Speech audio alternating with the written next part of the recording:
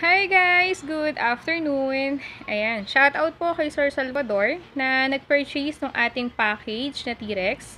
Yung package na kinuha ni Sir, meron siyang kasamang dalawang gas, 3,000 pieces na BB, extra magazine, BB loader, at silicone lube. Ayan. Ito Sir, ang iyong order. So, check muna natin, then testing natin bago natin siya ipasa sa ating packaging department. So, ito ay ship natin sa Davao City. So, shoutout po sa lahat ng taga Davao. Yan, sa lahat ng nandiyan na gusto mag-purchase ng unit natin, pwede po naming i-ship yung order nyo. Okay? Ayan, simulan natin i-check and i-test yung unit. Ito ay WE High Kappa 5.1 T-Rex. Sobrang benta talaga ng T-Rex natin, guys. So, sa lahat ng may gustong mag-order nito, message nyo lang agad kami. Kasi mabilis maubos yung stock niya. Yan, fiber optic niya. Tapos, ito yung kanyang stock magazine.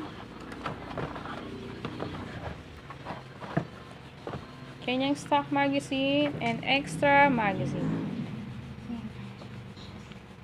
So, test natin. Lagyan natin ng bala. Lagyan natin ng gas para matest natin yung fire. Okay.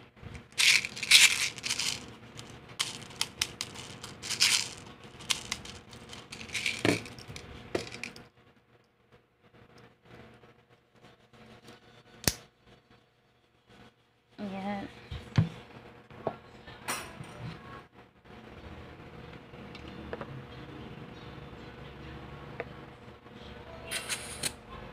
Hindi na shoot ng maayos. So, yun guys, pag naglalagay ng gas, kailangan natin talagang sakto para maiwasan natin yung ganong singaw. So, hapain natin siya. Silipin. Tingin ko okay na to.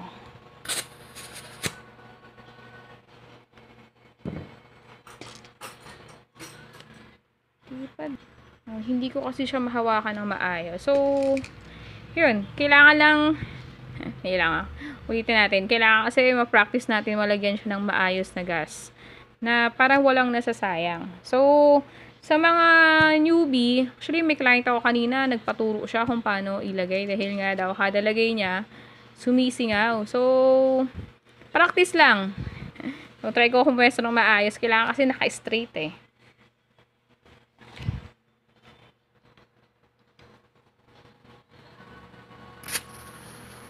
Ayun.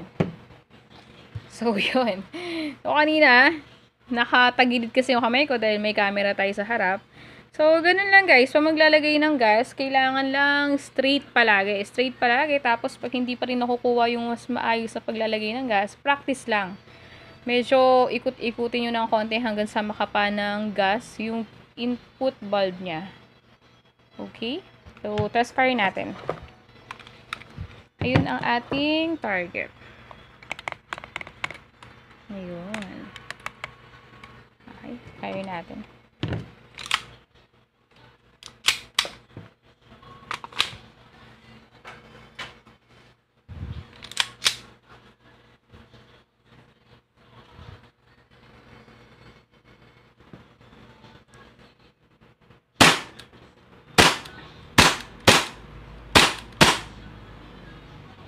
Ayun.